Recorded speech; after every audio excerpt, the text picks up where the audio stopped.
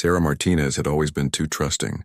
At 26, she believed people were good at heart, even when evidence suggested otherwise. This naive faith would nearly cost her everything during what was supposed to be the adventure of a lifetime. The expedition to the Amazon rainforest had seemed like a dream come true. Sarah worked as a research assistant at a university, studying plant biology, when Dr. Richard Hawthorne, a renowned botanist, invited her to join his team searching for rare medicinal plants. She jumped at the chance. The team consisted of 5 people: Dr. Hawthorne, his assistant Marcus, 2 local guides named Carlos and Diego, and Sarah herself. Everything went wrong on the 3rd day. They had been hiking deeper into the jungle than originally planned. Dr. Hawthorne claimed he had received information about a grove of trees that could revolutionize cancer treatment. The air was thick with humidity, and strange sounds echoed through the canopy above. Sarah noticed the guides becoming increasingly nervous, speaking in hushed Spanish she couldn't understand. That evening, as they set up camp near a winding river, Sarah overheard a conversation that chilled her blood. Dr. Hawthorne was speaking quietly with Marcus behind their tent. She caught fragments of their discussion through the canvas walls. "She's seen too much," Dr. Hawthorne was saying. "The photographs she took of our equipment? If she reports back to the university, what are you suggesting?" Marcus replied nervously. "An accident. These jungles are dangerous. People disappear all the time." Sarah's heart pounded as she realized they weren't just looking for plants. She had photographed strange equipment they claimed was for research. But now she suspected something far more sinister. Drug operations. Illegal mining. She didn't know exactly what, but she knew she was in terrible danger. She pretended to sleep when the men returned to the main camp area. Her mind raced as she tried to figure out how to escape. The guide seemed loyal to Dr. Hawthorne, and she was hundreds of miles from civilization. The jungle at night was filled with predators, both animal and human. The next morning, Dr. Hawthorne announced they would split up to cover more ground. He assigned Sarah to go with Carlos to explore an area to the east, while he, Marcus, and Diego would head west. Sarah's stomach dropped. This was it. This was how they planned to get rid of her. Carlos led her deeper into the jungle, following what seemed like an animal trail. He walked with purpose, as if he knew exactly where he was going. After 2 hours of hiking, they reached a small clearing surrounded by towering trees. Carlos suddenly stopped and turned to face her. "I am sorry, señorita," he said quietly, his eyes filled with genuine regret. "Dr. Hawthorne, he pays me much money. My family, they need this money. But I cannot hurt you myself." Carlos pulled out a backpack and threw it at her feet. "Water for 3 days. Some food, a knife. I tell Dr. Hawthorne you fell in quicksand. Your body, it disappeared. He will believe this." Sarah stared at him in shock. "Carlos, please. You don't have to do this. We can find another way." The guide shook his head sadly. "Dr. Hawthorne, he is not just botanist. He works with very dangerous people. If I do not do this, they will kill my wife, my children. At least this way you have chance. Small chance, but chance." He pointed deeper into the jungle. "River is that way, maybe 2 miles. Follow water downstream. Maybe you find village, maybe you find death. But Dr. Hawthorne, he think you already dead." Before Sarah could respond, Carlos turned and disappeared into the thick vegetation, leaving her completely alone in one of the most dangerous places on Earth. The first hour was the worst. Sarah sat in the clearing, overwhelmed by the magnitude of her situation. She was alone in the Amazon rainforest with minimal supplies, no communication device, and no real survival skills. The jungle around her was alive with sounds she didn't recognize. Every rustle in the bushes could be a jaguar. Every splash in the distance could be a caiman. But Sarah had not survived 4 years of graduate school and countless research expeditions by giving up easily. She forced herself to think logically. Water was her priority. Carlos had said the river was 2 miles away. She needed to find it before her limited supply ran out. She shouldered the backpack and started walking in the direction Carlos had indicated. The jungle floor was treacherous, covered with roots, fallen logs, and patches of mud that threatened to swallow her boots. Vines hung down like curtains, and she had to push through them constantly. Within minutes, she was covered in scratches and insect bites. The canopy above was so thick that very little sunlight reached the ground.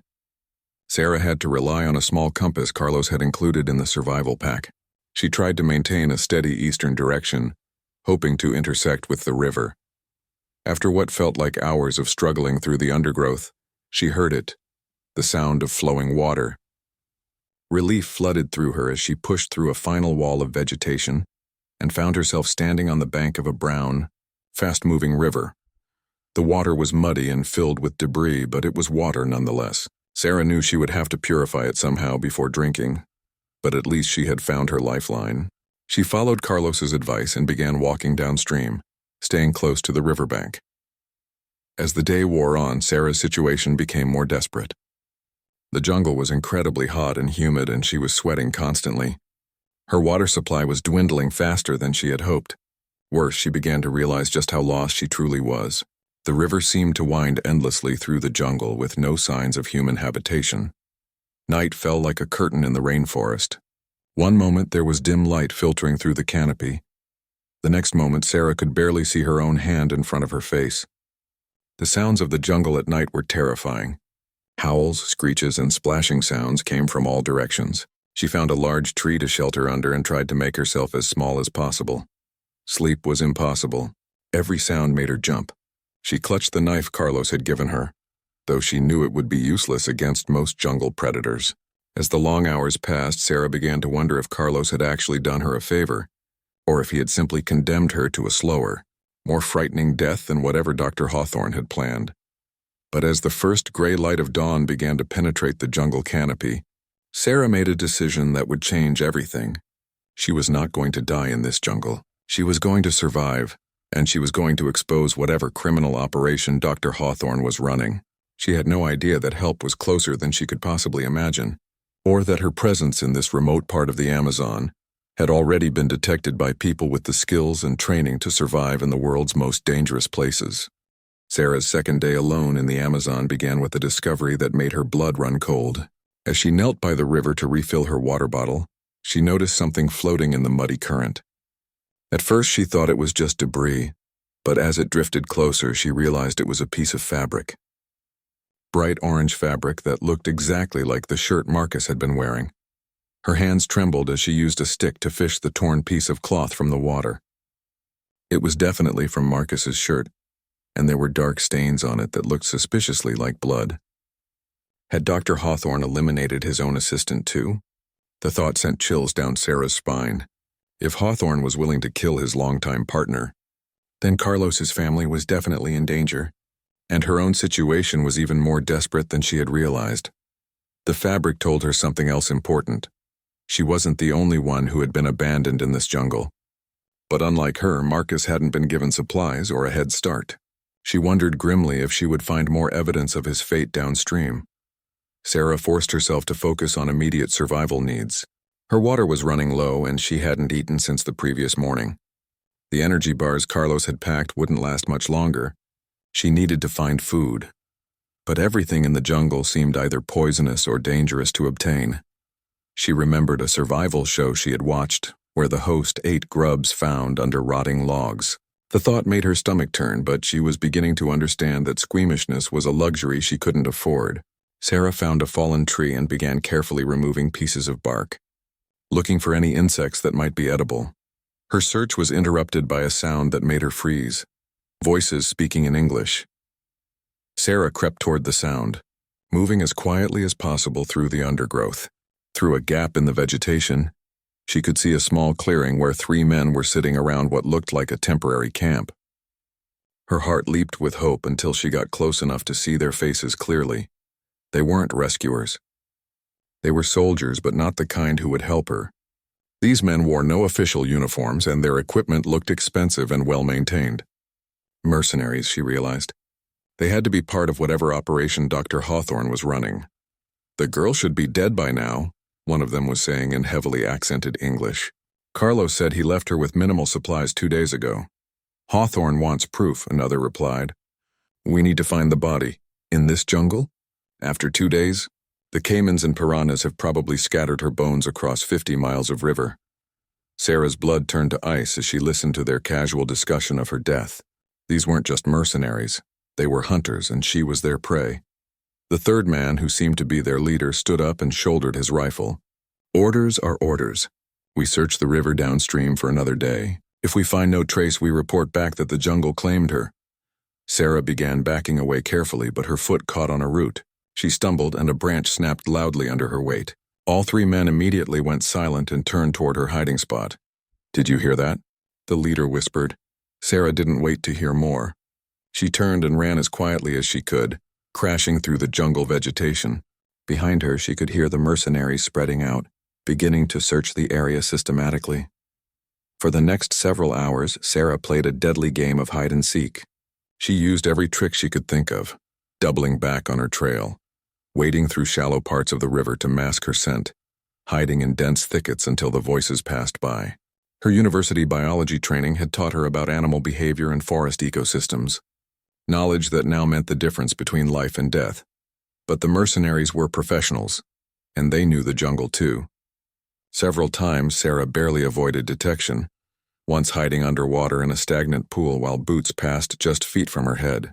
Her lungs burned as she held her breath, and she had to fight the urge to surface as insects and debris floated around her face. By late afternoon, Sarah thought she had finally lost her pursuers. She hadn't heard voices for over an hour, and she was beginning to hope they had given up the search. She found a thick grove of trees near the river and decided to rest for a few minutes. That's when she made her second, terrifying discovery of the day. Hidden among the trees was evidence of a much larger operation than she had imagined. Tarps covered stacks of equipment, and she could see the glint of metal machinery through gaps in the vegetation. This wasn't just about rare plants or even drugs. This looked like a mining operation, and she was willing to bet it was completely illegal. Sarah used her phone to take photos, even though she had no way to transmit them. The battery was nearly dead, but if she survived this ordeal, she would need evidence of what she had found. As she moved closer to get better pictures, she heard a sound that made her blood freeze. A helicopter was approaching. Sarah dove under one of the tarps as the aircraft passed overhead. It circled the area several times before landing in a clearing she couldn't see. She could hear men shouting to each other in Spanish and English, and the sound of heavy equipment being moved around. From her hiding spot, Sarah began to piece together the scope of the criminal operation. Dr. Hawthorne wasn't just a botanist gone bad. He was providing scientific cover for what appeared to be a major illegal mining operation in protected rainforest. The rare plant research was just a front, and she had stumbled onto something much bigger and more dangerous than academic fraud. As evening fell, Sarah realized her situation had gotten exponentially worse. She wasn't just being hunted by a few mercenaries now. There was an entire criminal organization operating in this remote part of the jungle, and they had helicopters, advanced equipment, and probably dozens of armed men. But she also realized something else. If there was this much illegal activity in the area, someone in law enforcement had to know about it. Operations this large didn't stay secret forever. Maybe, just maybe, there were good guys out there looking for the bad guys. She just had to stay alive long enough for them to find her. As Sarah settled in for another terrifying night in the jungle, she had no idea that her hope was more justified than she could possibly imagine. Less than 10 miles away, a team of highly trained soldiers was indeed hunting the same criminals who were hunting her. But these weren't ordinary soldiers, and they weren't bound by the usual rules of engagement. They were U.S. Navy SEALs, and they had been tracking Hawthorne's operation for months. Sarah's disappearance had triggered an acceleration of their timeline, but they didn't know she was still alive. In their minds, they were conducting a rescue mission for a corpse and a takedown of a criminal enterprise.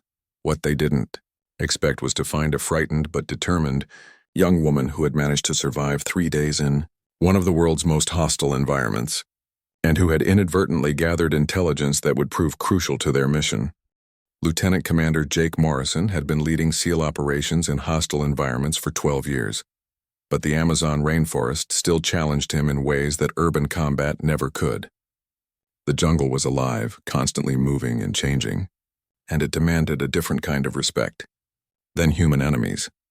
His 6-man team had been inserted into the region 3 days ago with a mission that officially didn't exist. Dr. Richard Hawthorne's academic expedition was a front for a massive, illegal gold mining operation that was destroying protected rainforest and funding international criminal networks. Worse, intelligence suggested the operation was being used to launder money for terrorist organizations. The mission parameters were clear. Gather evidence, neutralize the threat, and extract any civilians if possible. What made this mission personal was the civilian they were supposed to extract. Sarah Martinez, a young research assistant whose university had contacted the State Department when she missed her scheduled check-in. By now, everyone assumed she was dead, but the SEALs had orders to recover her remains if possible. Morrison studied the intelligence photos spread out on a waterproof map case. Satellite imagery showed the mining operation was much larger than initially believed. There were at least 30 buildings hidden under the jungle canopy, heavy machinery, and what looked like an airstrip carved out of the forest. The enemy force was estimated at 40 to 50 men, most of them experienced mercenaries with military backgrounds. Contact from Overwatch, reported Petty Officer Rodriguez, the team's communications specialist. Drone surveillance has identified increased activity at the main compound. Helicopter traffic has tripled in the past 24 hours. Petty Officer Chen, their demolitions expert, looked up from the explosive charges he was preparing. Think they know we're here? Negative, Morrison replied. More likely they're accelerating their timeline for some other reason. Could be they've found the girl's body, or they're planning to move the operation. The team consisted of 6 highly trained specialists. Besides Morrison, Rodriguez, and Chen, there was Chief Petty Officer Williams, a sniper whose accuracy was legendary even among SEALs. Hospital Corpsman Thompson, whose medical training had saved more lives than anyone kept count of. And Petty Officer Jackson, whose expertise in jungle warfare had been honed during multiple deployments in Central America. They had been moving toward the mining compound for 2 days, traveling only at night and avoiding all contact with enemy patrols. The jungle made movement incredibly slow, but it also provided perfect cover for a small, highly trained unit, sir.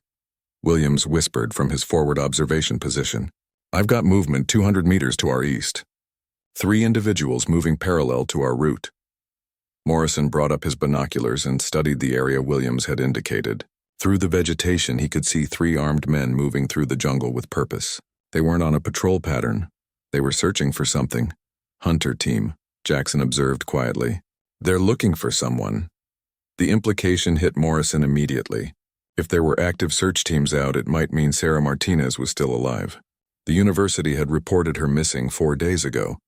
But if Hawthorne's people were still actively searching, she might have survived longer than anyone expected. Morrison made a quick tactical decision. Rodriguez, Chen, continue toward the primary target. Establish Overwatch position and wait for our signal. Williams, Jackson, Thompson, we're going to shadow this search team and see what they're hunting. The 2 groups split up, with Morrison's smaller unit following the mercenaries at a safe distance. The SEALs moved like ghosts through the jungle, using skills honed by years of training and combat experience. The mercenaries, despite their military backgrounds, were making enough noise that even a civilian could have tracked them. After an hour of careful stalking, the search team stopped in a clearing near the river. Morrison positioned his team in a triangle around the area, close enough to hear conversations but far enough away to avoid detection. She's been through here, one of the mercenaries was saying in English. Fresh tracks, maybe 6 hours old. Impossible, another replied. Carlos left her 3 days ago with no real supplies. She should have been dead within 24 hours. The third man, obviously the team leader, knelt down to examine something on the ground. These are definitely human footprints and they're small enough to be female. The girl is alive and she's been moving downstream. Morrison felt a surge of adrenaline. Sarah Martinez was not only alive, she had been surviving in the Amazon jungle for 3 days on her own. The young woman had more courage and resourcefulness than anyone had given her credit for. Command wants her found today, the leader continued. Dead or alive, but preferably dead. She's seen too much of the operation. What about proof for Hawthorne? Bring back something personal. A piece of clothing, jewelry, whatever. He just needs something to convince his buyers that there are no loose ends. The search team began moving again, following what they believed to be Sarah's trail. Morrison signaled for his team to continue shadowing them, but now the mission had changed. They weren't just gathering intelligence anymore. They were conducting an active rescue operation. For the next several hours, the deadly game of hunter and hunted continued through the jungle. The mercenaries followed Sarah's trail while the SEALs followed the mercenaries. Morrison found himself increasingly impressed by the young woman's survival instincts. Her trail showed evidence of sophisticated evasion techniques, doubling back using streams to mask her scent, creating false trails to confuse pursuers. But the mercenaries were experienced trackers, and they were slowly closing the distance. Morrison realized they would have to act soon, or the rescue mission would become a recovery operation. The opportunity came when the search team stopped for a rest break near a bend in the river. They had become overconfident, believing their quarry was just an untrained civilian who posed no real threat. Morrison positioned Williams with his sniper rifle covering the clearing while Jackson and Thompson flanked the position from opposite sides. Morrison himself moved to within 50 meters of the enemy position and began his psychological warfare. He threw a rock into the river upstream, creating a splash that immediately got the mercenaries' attention. "What was that?" one of them whispered. "Fish jumping," the leader replied, but he had his rifle ready. Morrison waited 30 seconds, then made a bird call that didn't belong in this part of the Amazon. The sound was subtle but wrong enough to make experienced jungle fighters nervous. "That's not right," the second mercenary said. "We should move." But before they could react, Thompson appeared behind the first mercenary with his combat knife drawn, while Jackson emerged from the vegetation behind the second. Williams had the team leader in his crosshairs from 200 meters away. "Don't move," Morrison commanded as he stepped into the clearing with his rifle trained on the group. "U.S. Navy SEALs, you're all under arrest for international crimes and kidnapping." The mercenary leader made the mistake of reaching for his sidearm. Williams's shot dropped him instantly while Thompson and Jackson efficiently subdued the other two without firing a shot. Within 60 seconds, the threat had been neutralized. Morrison quickly searched through the leader's equipment and found detailed maps of the mining operation, communications equipment, and most importantly, notes about Sarah's location. According to their intelligence, she was less than 2 miles downstream, hiding near what the mercenaries called the equipment cache. But they had also discovered something troubling. The notes indicated that Hawthorne was planning to evacuate the entire operation within 24 hours. If they didn't act fast, both the criminals and their evidence would disappear into the vast Amazon, possibly forever. Morrison got on his radio to contact the other half of his team. "Rodriguez, this is Morrison. We have confirmation that the civilian is alive and within our operational area. We also have intelligence that the enemy is planning full evacuation within 24 hours. We need to accelerate the timeline." "Copy that, sir," Rodriguez replied. "We have eyes on the main compound. Heavy activity, but no sign of immediate departure yet." Morrison studied the maps they had captured from the mercenaries. The operation was even larger than they had thought, with multiple camps connected by hidden trails. But now they had detailed intelligence about guard positions, patrol routes, and most importantly, where Sarah Martinez was likely hiding. The mission had become exponentially more complex, but Morrison and his team had trained for exactly this kind of situation. They would rescue Sarah, gather the evidence they needed, and ensure that Hawthorne's criminal enterprise came to an end. What they didn't know was that Sarah had been listening to the entire confrontation from her hiding place less than 100 meters away, and she was about to make a decision that would change the entire dynamic of the rescue operation. Dr. Richard Hawthorne stood in the main control tent of his operation, watching multiple computer screens that displayed the systematic destruction of months of careful work. The mining equipment was being loaded onto helicopters, the temporary buildings were being dismantled, and most importantly, all evidence of what they had really been doing in this remote part of the Amazon was being erased. But Hawthorne wasn't just concerned about covering up an illegal mining operation. The gold extraction had been profitable, but it was just a small part of a much larger criminal enterprise. The real money came from providing legitimate scientific cover for international arms dealers, drug cartels, and terrorist organizations who needed to move money and materials through South America without attracting attention. The fake botanical research expeditions had been perfect cover. Academic teams could travel to remote locations without suspicion, carry specialized equipment without questions, and communicate with outside contacts under the guise of research coordination.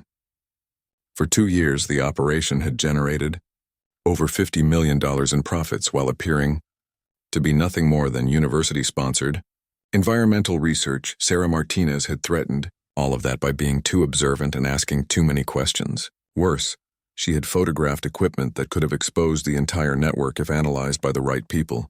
Hawthorne had hoped that abandoning her in the jungle would solve the problem quietly, but his mercenary teams had been reporting strange incidents for the past 24 hours. 3 of his best hunters had disappeared completely. Radio communications had been cut in multiple sectors, and most disturbing of all, his motion sensors around the equipment cache were detecting movement, patterns that suggested professional military surveillance. Hawthorne's contact in the Colombian military had warned him that American special forces were operating in the region, conducting what was officially described as counter-terrorism intelligence gathering. If the Americans had discovered his operation, he had to assume that Sarah Martinez was still alive and had somehow made contact with them. "Sir," his chief of security reported, "the helicopters will be ready for final evacuation in 2 hours. Do you want to implement Protocol 7 now or wait until we're clear?" Hawthorne studied the tactical display showing the positions of his remaining security teams. If American special forces were indeed in the area, they would be expecting a gradual evacuation. They wouldn't be prepared for the massive destruction that Protocol 7 would unleash. Implement Protocol 7 in 90 minutes, Hawthorne decided. That gives us enough time to reach minimum safe distance, but not enough time for anyone else to escape the blast radius. The chief of security nodded and began entering commands into the control system. Deep in the jungle at the equipment cache that Sarah had described to the SEALs, a complex timer mechanism began counting down from 90 minutes. Meanwhile, Lieutenant Commander Morrison and his reconnaissance team had reached the perimeter of the equipment cache. What they found exceeded their worst expectations. The site wasn't just a storage area for mining equipment. It was a sophisticated command and control center, disguised as a research station. Through his binoculars, Morrison could see multiple buildings hidden under camouflage netting, satellite communication dishes, and what appeared to be a significant amount of electronic surveillance equipment. But most concerning were the obvious signs of explosive devices positioned throughout the area. "Sir," Petty Officer Williams whispered from his sniper position, "I count at least 12 charges visible from this angle, and those are just the ones they didn't bother to hide. This isn't a mining operation. It's a fortress that's been wired for complete destruction." Jackson, who was monitoring electronic signals from the area, confirmed Morrison's growing suspicions. "I'm picking up satellite uplinks, encrypted radio traffic, and what looks like financial transaction data. This operation is way bigger than illegal gold mining." Morrison studied the tactical situation. The equipment cache was defended by at least 8 guards, all of them carrying military-grade weapons. The buildings were positioned to provide overlapping fields of fire, and the explosive charges were clearly designed to destroy evidence rather than just clear mining sites. But what concerned him most was a new sound coming from the main compound 2 miles away. The distinctive rotor noise of multiple helicopters preparing for takeoff. Hawthorne wasn't just evacuating, he was fleeing, which meant whatever destruction he had planned was imminent. Morrison's radio crackled with an urgent transmission from Rodriguez. "Sir, we have major activity at the primary target. Multiple aircraft spooling up, and I can see personnel loading what appears to be hard drives and documents onto the helicopters. They're not just evacuating, they're running." "Copy that," Morrison replied. "What's your assessment of the civilian hostages?" "Sir, that's the problem. I can see the helicopters loading, but I don't see any of the civilians we identified earlier. They may have already been moved or—" Rodriguez didn't need to finish the sentence. Morrison understood the implication. If Hawthorne was planning to destroy all evidence of his operation, that might include eliminating witnesses. Morrison made a critical decision. They couldn't wait for backup or additional intelligence. If they were going to save the hostages and prevent whatever massive destruction Hawthorne was planning, they had to act immediately. "All units, this is Morrison. We're going to full operational tempo immediately. Rodriguez, Chen, you have 15 minutes to locate and secure the civilian hostages at the primary target. Jackson, Williams, we're going to neutralize the equipment cache and disable whatever explosive device is hidden there." "Sir," Jackson pointed out, "we don't have any information about the bomb's triggering mechanism. If we approach incorrectly, we could set it off ourselves." Morrison looked back toward where Thompson was protecting Sarah. The young woman had survived 3 days in hostile jungle and had provided intelligence that could save dozens of lives. She might also be their only hope of understanding how to safely disable Hawthorne's explosive device. Thompson, bring Sarah up to our position, Morrison commanded. We need her expertise on this equipment cache. 5 minutes later, Sarah arrived at the reconnaissance position, escorted by Thompson. Despite her exhaustion and obvious fear, she studied the tactical situation with the analytical mind that had made her a successful researcher. The main control system is in that building, she said, pointing to a structure in the center of the compound. Dr. Hawthorne showed it to me during a briefing, bragging about how sophisticated it was. But the actual explosive charges are buried throughout the area, connected by fiber optic cables to prevent electronic interference. Can you identify the main control panel? Morrison asked. Sarah nodded. It's a green metal console with multiple computer screens. But there's something else you need to know. The system has a dead man switch. If the main control signal is interrupted without the proper shutdown sequence, the entire system detonates immediately. This information changed everything. They couldn't simply cut power or destroy the control system. They needed to access it properly and shut it down using whatever codes or procedures Hawthorne had established. Sarah, Morrison said, I need you to be completely honest with me. Is there any chance you observed the shutdown procedures when Hawthorne was demonstrating the system? Sarah closed her eyes, trying to remember details from what had seemed like academic showboating at the time. He entered a sequence on the main console, something about requiring 2 separate authorization codes entered simultaneously. But I don't remember the actual codes. Williams, who had been monitoring the compound through his sniper scope, reported new developments. Sir, I can see movement in the central building. 2 individuals, both armed, both working at what appears to be a control console. Morrison realized they were running out of time. If Hawthorne's people were activating the destruction sequence, they might have only minutes before the entire area became a crater. New plan, Morrison announced. Jackson, you and Thompson are going to provide covering fire while Williams and I infiltrate the central building.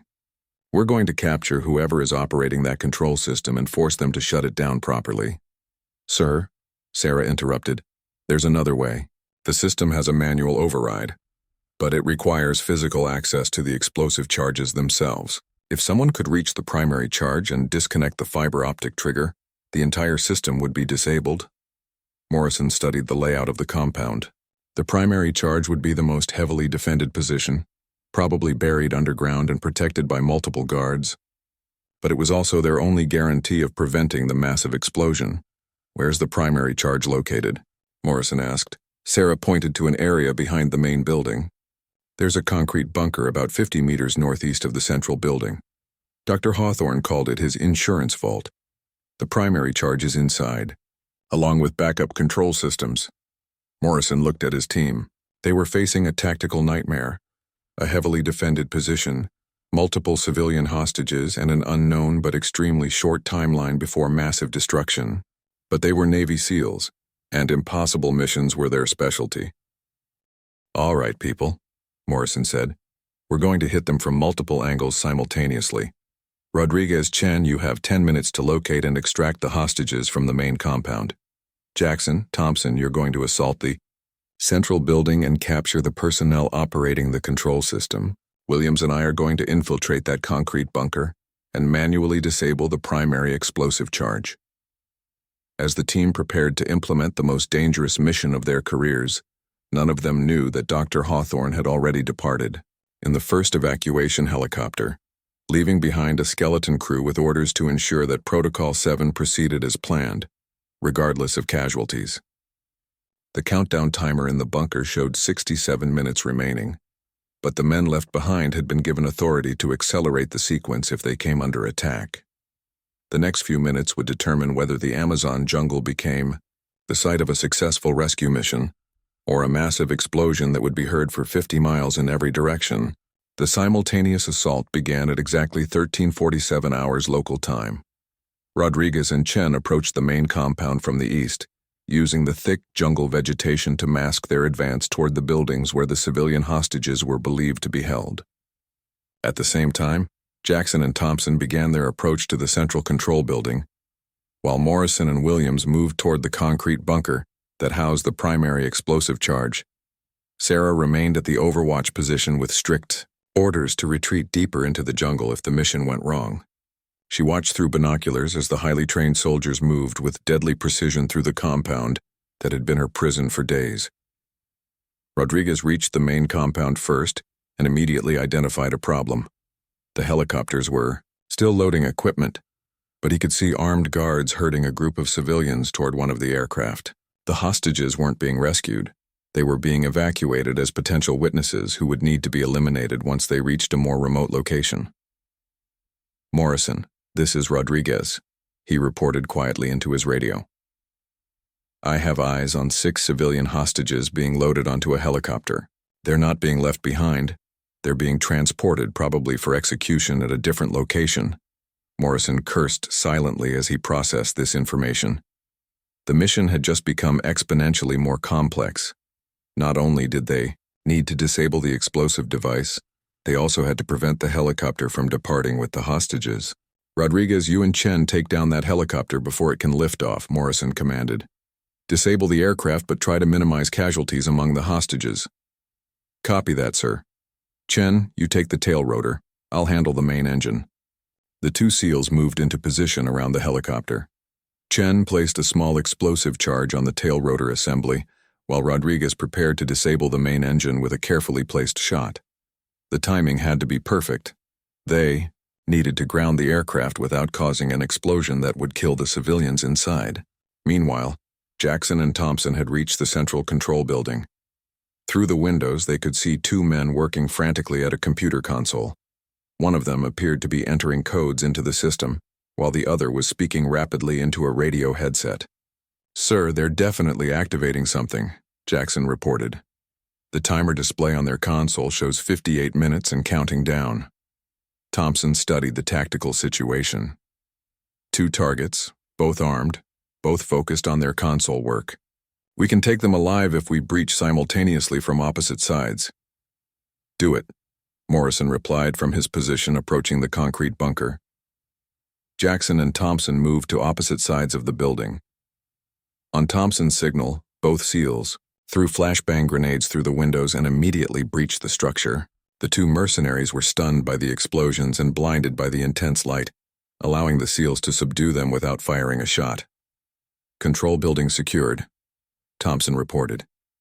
"We have 2 prisoners and access to the primary control console." But when Thompson examined the control system, he discovered a terrifying reality.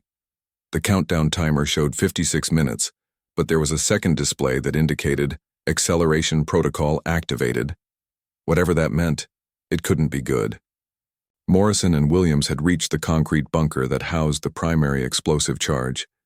The structure was more heavily fortified than Sarah had indicated, with thick walls and a single heavily armored door. 2 guards were positioned outside, both carrying assault rifles.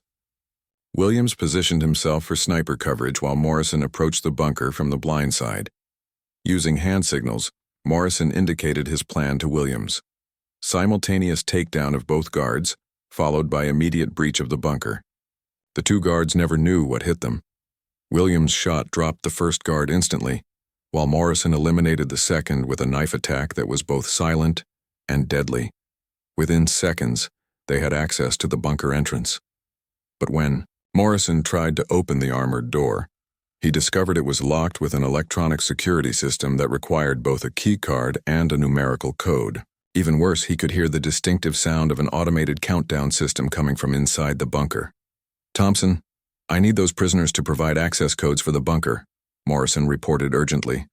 "Sir, we have a problem," Thompson replied. "The prisoners are saying the acceleration protocol has reduced the countdown to 30 minutes, and they claim they don't have the codes to stop it. According to them, only Dr. Hawthorne had the master shutdown codes." Morrison felt the tactical situation slipping away from them. If Hawthorne had already evacuated and was the only person who could stop the explosion, they were facing an impossible scenario. But Rodriguez's voice came over the radio with a potential solution.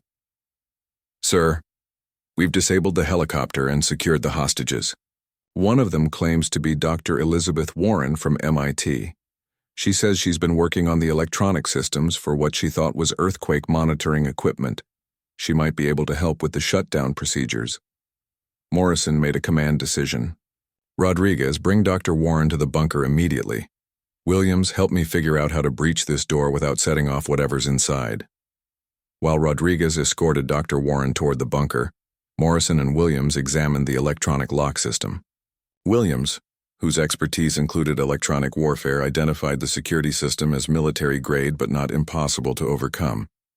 Sir, I can bypass the electronic lock, but it's going to take at least 15 minutes, Williams reported, and there's no guarantee that breaching the bunker won't trigger automatic detonation. 5 minutes later, Rodriguez arrived with Dr. Warren, a middle-aged woman who appeared to be in shock, but was trying to maintain professional composure. She quickly examined the bunker's security system and the electronic displays that Williams had accessed. This isn't earthquake monitoring equipment, Dr. Warren said with growing alarm. This is a sophisticated explosive device with multiple fail-safe systems, but I recognize some of the programming code. It's based on research I published 3 years ago about seismic event triggering. Can you disable it? Morrison asked urgently. Dr. Warren studied the display more carefully. Maybe.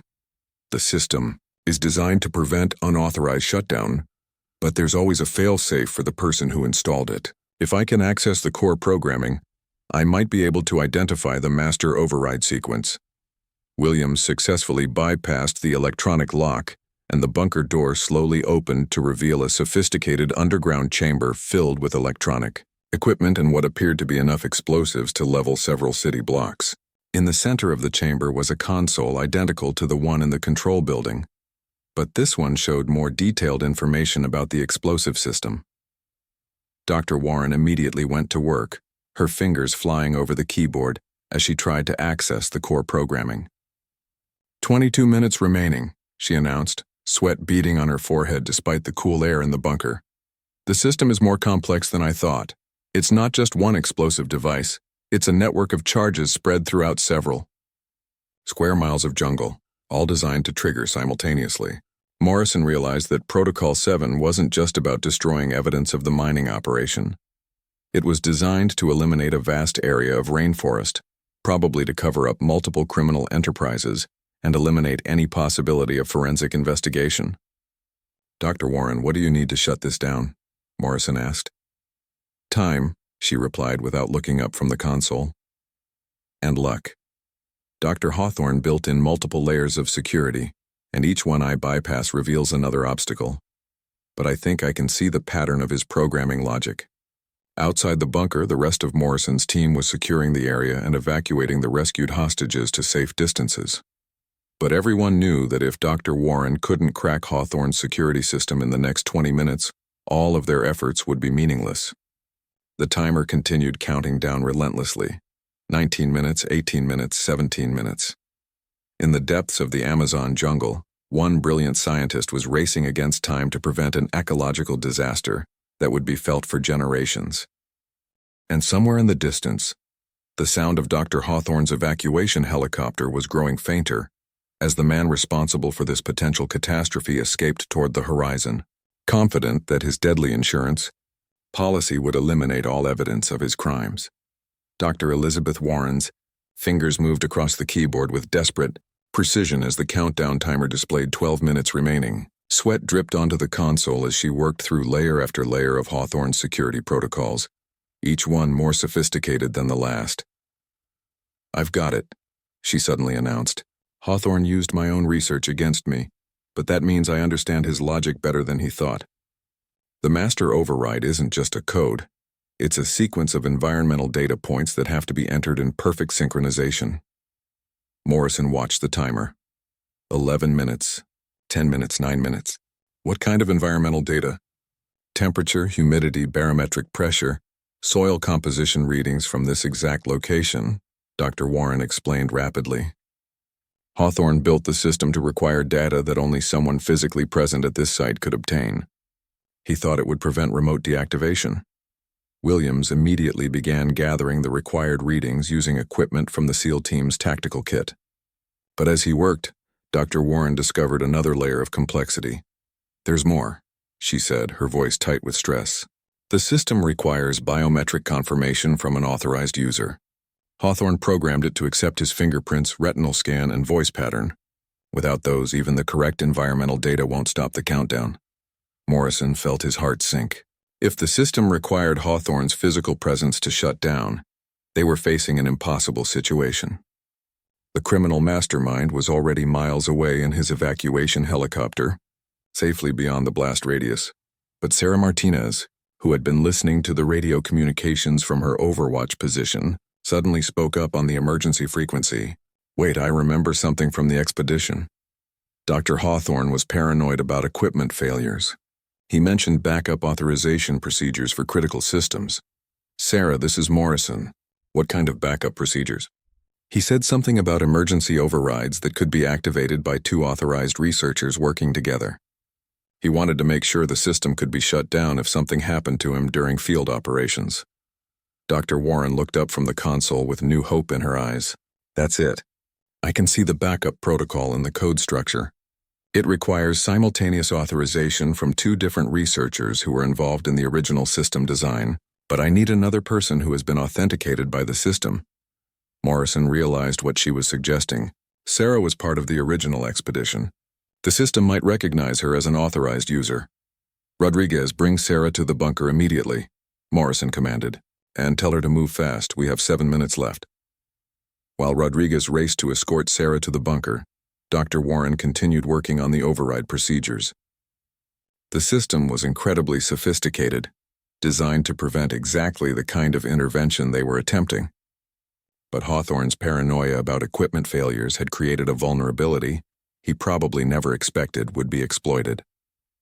Sarah arrived at the bunker with 5 minutes remaining on the countdown timer. Her hands shook as Dr. Warren explained what they needed to do. "The system requires both of us to place our hands on biometric scanners simultaneously while speaking predetermined phrases," Dr. Warren explained. "I've found the backup authorization codes in the system memory, but we have to execute the sequence perfectly on the first try. If we make any mistakes, the system will interpret it as a hostile takeover attempt and immediately detonate." Sarah took a deep breath and positioned her hands on the scanner next to Dr. Warren.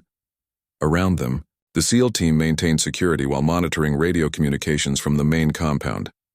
3 minutes remaining," Dr. Warren announced. "Sarah, when I count to 3, we place our palms on the scanners and speak the authorization phrases simultaneously." "Ready? Ready," Sarah replied, though her voice betrayed her terror. 1, 2, 3. Both women placed their hands on the biometric scanners while speaking the complex authorization phrases Dr. Warren had extracted from the system's memory. For a moment, nothing happened, and Morrison feared they had failed. Then the console screen flickered and displayed. "Dual authorization confirmed. Emergency shutdown protocol activated." The countdown timer stopped at 2 minutes and 37 seconds remaining. Throughout the jungle, a network of explosive charges that could have devastated hundreds of square miles of rainforest went into safe mode, their deadly potential neutralized by the courage and intelligence of two remarkable women. "Shutdown confirmed," Dr. Warren announced, collapsing into a chair as the stress of the past hour finally hit her. "The entire system is disarmed and safe." Morrison immediately got on his radio to coordinate with the rest of his team. "All units, this is Morrison. Primary threat neutralized. Begin evidence collection and prepare for extraction of all personnel." But even as the immediate crisis was resolved, Morrison knew their mission was far from over. The captured intelligence from Hawthorne's operation revealed a criminal network that extended far beyond illegal mining in the Amazon. There were connections to arms dealers, drug cartels, and terrorist organizations that would require months of investigation to fully unravel. Rodriguez reported from the main compound. "Sir, we've secured extensive documentation and computer equipment from the operational center. The intelligence appears to cover criminal activities in at least 6 different countries." Over the next several hours, the SEAL team worked with the rescued civilian researchers to document the full scope of Hawthorne's criminal enterprise. Sarah's photographs and observations proved crucial in understanding how the operation had used legitimate scientific research as cover for international crimes. Dr. Warren and the other rescued academics provided detailed information about the equipment they had unknowingly helped install, revealing a sophisticated network of communication systems, money laundering operations, and weapons storage facilities hidden throughout the Amazon basin. But Dr. Hawthorne himself remained at large. His evacuation helicopter had disappeared into the vast expanse of South American airspace, and intelligence suggested he had multiple escape routes planned through different countries. 3 weeks later, Sarah Martinez stood in a briefing room at the Pentagon, providing testimony to a joint task force of military intelligence officers, FBI agents, and international law enforcement representatives. Her survival in the Amazon jungle and the intelligence she had gathered had become the foundation for a massive international investigation. Dr. Hawthorne's operation was more sophisticated than anything we had previously encountered, the task force leader explained to the assembled investigators. He used legitimate academic research to provide cover for criminal activities that generated over $200 million in profits over 3 years. Sarah had become something of a celebrity, with news organizations calling her survival story one of the most remarkable rescue operations in recent military history. But she was more interested in ensuring that the environmental damage caused by the illegal mining was properly remediated, and that the criminal network was completely dismantled. Lieutenant Commander Morrison and his SEAL team received commendations for their role in preventing what intelligence analysts called one of the most potentially devastating terrorist attacks ever planned on U.S. soil. The Protocol 7 explosive system would have created environmental damage equivalent to a small nuclear weapon, while eliminating all evidence of the criminal network. Dr. Elizabeth Warren returned to MIT as a hero, but with a new understanding of how her research could be misused by criminal organizations. She established a new program to help scientists understand the security implications of their work and to prevent future exploitation of academic research. 6 months after the Amazon rescue, international law enforcement agencies arrested Dr. Richard Hawthorne at a private airport in Paraguay as he attempted to board a flight to a non-extradition country. The evidence gathered by Sarah Martinez and the SEAL team led to the dismantling of a criminal network that had operations in 14 countries. Hawthorne was eventually sentenced to life in prison without possibility of parole for terrorism, international racketeering, kidnapping, and environmental crimes. But perhaps more importantly, the investigation led to new international protocols for monitoring academic research in remote locations and preventing the exploitation of legitimate scientific work by criminal organizations. Sarah Martinez completed her doctorate and became a leading advocate for environmental protection and academic research security. She often spoke about her experience in the Amazon, emphasizing that survival in impossible situations required not just courage, but also the willingness to trust others and work together toward common goals. The Amazon rainforest where these events took place was declared a protected preserve, with special funding provided for environmental restoration and indigenous community support. The area where Protocol 7 would have created massive destruction became a symbol of international cooperation in protecting both human lives and precious natural resources. And somewhere in the dense jungle canopy, where Sarah Martinez had once hidden from mercenaries and where Navy SEALs had conducted one of their most challenging rescue missions, life continued its eternal cycle. The trees grew taller, the rivers flowed clean, and the wilderness remained what it had always been, a place where courage and determination could overcome even the most impossible odds. Sarah had heard the entire confrontation from her hiding place beneath a fallen log covered in thick vines. When the shooting started, her first instinct was to run deeper into the jungle, but something made her stay and listen. The voices speaking English weren't like the mercenaries who had been hunting her. These men spoke with authority and precision, using military terminology she recognized from movies and television. When she heard one of them clearly say, U.S. Navy SEALs, her heart nearly stopped. Rescue had found her, but she wasn't sure if she should trust it. How did she know these weren't more of Hawthorne's people trying to trick her into revealing herself? Sarah crept closer to the edge of her hiding place and peered through the vegetation. What she saw convinced her that these were indeed American military personnel. Their equipment, their movements, even the way they handled the captured mercenaries spoke of professional soldiers rather than criminals. But before she could decide whether to reveal herself, she overheard a conversation that changed everything. "Sir," one of the SEALs was saying, "the captured intelligence shows the girl was hiding near something called The equipment cache. That's gotta be less than a quarter-mile from here. Roger that, replied the man who seemed to be in charge, but we have a bigger problem. According to these documents, Hawthorne is planning to execute something called Protocol 7 in 18 hours. That appears to be a complete evacuation and evidence destruction sequence. Sarah's blood ran cold. She knew exactly what that meant, and she knew something the SEALs didn't. The equipment cache they were talking about wasn't just a hiding spot. It was the central control system for the entire mining operation, and more importantly, it contained enough explosives to level several square miles of rainforest. Dr. Hawthorne had bragged about it during the expedition, calling it his insurance policy. If the operation was ever discovered by authorities, Protocol 7 would destroy all evidence and eliminate any witnesses in the area. Sarah realized with horror that included not just her, but now these Navy SEALs as well. She made a decision that terrified her but seemed like the only option. She had to reveal herself and warn them about what they were walking into. Sarah slowly emerged from her hiding place, hands raised and visible. "Don't shoot," she called out softly. "I'm Sarah Martinez. I think you're looking for me." The reaction was immediate and professional. All 4 SEALs had weapons trained on her within seconds, but she could see relief in their eyes as they confirmed she matched the description of the missing civilian. "Sarah Martinez, University of California researcher?" the team leader asked, lowering his weapon slightly. "Yes," she replied, stepping fully into view. "And you need to know something about Protocol 7. It's not just an evacuation plan, it's a massive explosive device that will destroy everything within a 3-mile radius," Lieutenant Commander Morrison studied, the young woman who had emerged from the jungle. She was covered in mud and insect bites, her clothes were torn, and she looked like she hadn't eaten in days. But her eyes were clear and intelligent, and she was speaking with the kind of detailed knowledge that only came from first-hand observation. "Tell me exactly what you know about this Protocol 7, Morrison commanded.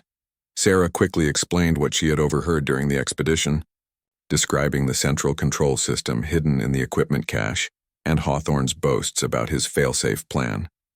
As she spoke, Morrison realized they were dealing with something far more dangerous than a simple illegal mining operation. "How much explosives are we talking about?" Hospital Corpsman Thompson asked. "Enough to make it look like a natural disaster," Sarah replied. Hawthorne said something about collapsed riverbanks and landslides that would bury all evidence of the mining operation. But it would also kill everyone in the area, including any law enforcement that came looking for them. Morrison immediately got on his radio to contact the other half of his team. "Rodriguez, we have the civilian. She's alive and has critical intelligence about the target. We need immediate extraction and a significant change in mission parameters." "Sir, that might be a problem," Rodriguez replied. "We're observing increased activity at the main compound. Multiple helicopters have arrived and they're loading heavy equipment. Whatever they're planning, it's happening faster than expected." Morrison cursed under his breath. Military operations always seemed to accelerate once they began, but this was moving too quickly. If Hawthorne was already beginning his evacuation, Protocol 7 might be initiated much sooner than the captured documents suggested. "Sarah," Morrison said, turning to the young woman, "we need you to guide us to this equipment cache. Can you do that?" Sarah nodded, though fear was evident in her eyes. "It's about half a mile upstream from here, hidden in a grove of cecropia trees. But there are guards, and the whole area is wired with sensors." Petty Officer Jackson studied their tactical situation. "Sir, we're looking at a significant change in mission profile. If this Protocol 7 is real, we're not just conducting a rescue and intelligence gathering operation anymore. We're looking at preventing a terrorist attack that could kill dozens of civilians and destroy a massive area of protected rainforest." Morrison made a command decision. "Thompson, escort Sarah to a safe distance and establish a fallback position. Jackson, Williams, we're going to conduct reconnaissance on this equipment cache. I need to see exactly what we're dealing with before we call in the cavalry." "Sir," Sarah interrupted, "there's something else you need to know. Dr. Hawthorne isn't the only scientist involved in this operation. There are at least 3 other researchers who were recruited from universities around the world. They think they're conducting legitimate research, but they're actually providing scientific cover for the mining operation." This information changed the entire scope of the rescue mission. Morrison realized they weren't just dealing with one kidnapped civilian. but potentially multiple innocent academics who had been deceived into participating in a criminal enterprise. How many total civilians are we talking about? Morrison asked. At least 6, maybe more, Sarah replied. There were 3 other research teams that arrived after ours. They're being kept at the main compound under what Hawthorne calls protective supervision, but I think they're essentially hostages. Morrison got back on his radio. Rodriguez, we have intelligence indicating multiple civilian hostages at the primary target. Confirm visual on any non-combatant personnel. After a few minutes, Rodriguez replied, Sir, I can confirm at least 4 individuals at the main compound who appear to be civilians. They're under guard but don't appear to be restrained. The mission had just become exponentially more complex. Morrison and his team weren't just conducting a rescue and takedown operation.